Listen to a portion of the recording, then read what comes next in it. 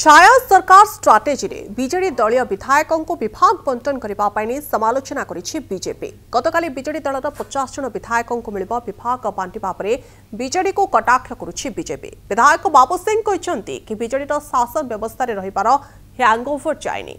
बिजु जनता दलर छाया केन्द्र सजिथिबा तामिल बाबूंक निर्देश रे ए सब हेउछि। लोके तांको क्षमतारु बाहर करि सारिछन्ति, तथापि सेमाने भावुछन्ति आज सरकार अछन्ति, सरकार विभाग बंटन करन्ति, विरोधी दल नुहे। लोके भूल ठीक निर्धारण करन्ति। विरोधी दल जदि क्षमतारे रहिबा पई एते व्याकुल तेबे निर्वाचन पर्यंत अपेक्षा करंतु। जेतु सरकार रहिबार हैंगओवर जायनि, सेथिपाई बीजेडी एभली विभाग बंटन करा जाउछि। लागुछि बिजु जनता दलर छाया केन्द्र सजिथिबा तामिल बाबूंक निर्देश रे ये सब हेउथिबा अभियोग करछन्ति भुवनेश्वर एकाम्र विधायक बाबू सिंह। मते लागुची शासन व्यवस्थार हैंगओवर तांकर बोधे जाइनी।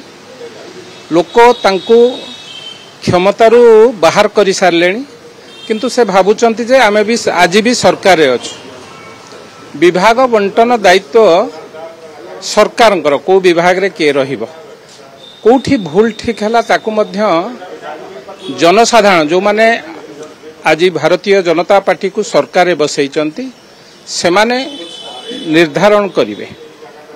विरोधी दल यदि क्षमतारे रहिबा पई एते व्याकुल अपेक्षा करंतु, पुणी निर्वाचन आसीबो, जनसाधारण जाहाकु बसैबे। कारण बंटन जो विभाग बंटन दायित्व सरकार को पाखे थाए, जेहेतु आंकर सरकार हैंगओवर आज पर्यंत जाई नाही। केउठी ना केउठी मते लागुची जी बिजु जनता दलर छाया केन्द्र थिले तांको निर्देश रे, तामिल बाबू को निर्देश रे ए सब पुणी चालुची बोली आमर विश्वास होउची। काहे कि ना केउठी आपण देखंतु ए कथा को आपण जदि देखिबे, दूररू रही कि देखिबे, ए निर्देश लागुची सती कि पूर्वरु जे बिजु जनता दल को चलाउथिले राजनीति छाड़ी देइचंती बोली घोषणा करचंती, तांको निर्देश रे ए सब काम होउची बोली हमें विश्वास करू।